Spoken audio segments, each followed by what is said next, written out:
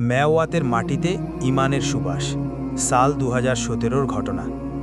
হযরতজি মাওলানা সাদ সাহেবের কাফেলা মেওয়াতের এক প্রত্যন্ত জনপদের দিকে রওনা হয়েছিল। মেওয়াতের সেই এলাকা যেখানে আগে দিন থেকে দূরত্ব এবং পার্থিব কাজে ব্যস্ত থাকা সাধারণ ছিল, সেখানে হযরতজি দিনের আলো পৌঁছে দেওয়ার সিদ্ধান্ত নিলেন। যখন তিনি সেখানে পৌঁছালেন তখন মানুষের অবস্থা দেখে তার মন ভারাক্রান্ত হয়ে গেল।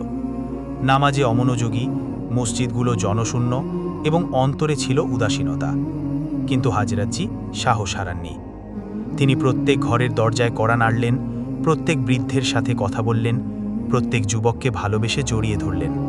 তিনি বলতেন, ভাই, এই দুনিয়া এক ধোঁকা, আসল জীবন তো কবর থেকে শুরু হয়। লোকদের মসজিদের দিকে ডাকার জন্য তিনি নিজে পায়ে হেঁটে গলিতে গলিতে ঘুরতেন। বাচ্চাদের কুরআন তেলাওয়াত শেখালেন, যুবকদের আল্লাহর পথে বের হওয়ার জন্য দাওয়াত দিলেন। একদিন এক যুবক ঠাট্টা করে বলল, মওলানা সাহেব, এখানে কেউ বদলাবে না, সবাই এমনই থাকবে।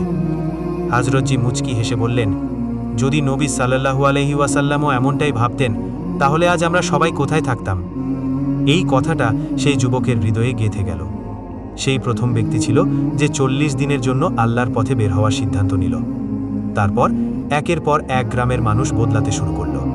মসজিদগুলো আবাদ হয়ে গেল, আজানের ধ্বনি প্রতিধ্বনিত হলো এবং যে এলাকাগুলো আলোহীন ছিল সেখানে দিনের আলো ছড়িয়ে পড়ল। হযরতজির কঠোর পরিশ্রম তা করে দেখালো, যা বই করতে পারে না।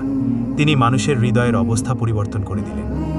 আজও মেওয়াতের মানুষ যখন দিনের কথা বলে, তখন হযরত মাওলানা সাদ সাহেবের কঠোর পরিশ্রমকে দোয়ায় স্মরণ করে। এরকম আরও ভিডিও পেতে এবং হযরতজি সহ নিজামুদ্দিনের সকল মুরব্বীদের বয়ানের অনুবাদ পেতে আমাদের চ্যানেল সাবস্ক্রাইব করুন।